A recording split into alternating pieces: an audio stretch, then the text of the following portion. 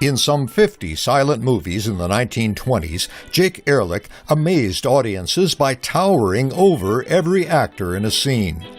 On stage, he was known as Jack Earl, the Texas Giant.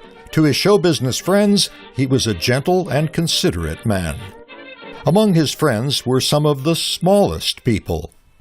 This son of Jewish immigrants had a tumor on his pituitary gland that caused his unusual growth.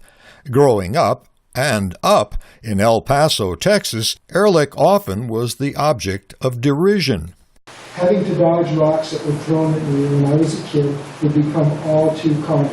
Andrew Erlich is Jack Earl's nephew. His book, The Long Shadows, tells how Jack, or Jake, overcame his challenges, including depression. Most of us have something that we're embarrassed about, something that is, it's like an invisible club foot. But for Jake, it was present. Everybody saw it. As a clinical psychologist, Andrew Erlich helps patients who see themselves as freaks. First, he tells them about his uncle. Here's a man that overcomes the stereotypes, and he does it not by avoiding who he is, but by embracing who he is and expressing it in the visual arts and in his performances. Erlich's book tells about how Jake toured with the circus and then, after suffering temporary blindness, took up sculpture and painting. He found freedom through creativity. I'm very, very interested in the creative process in the people that I see. And I use Jake as an example, and I'll show them his paintings.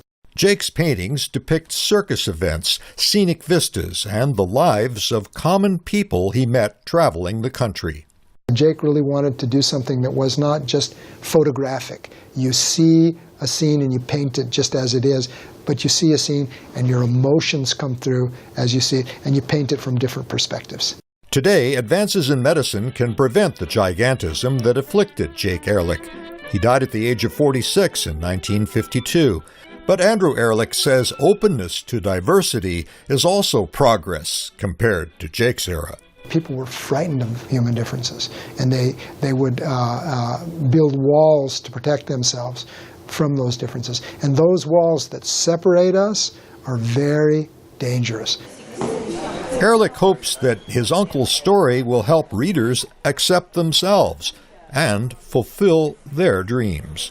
Greg Flakus, VOA News, Houston.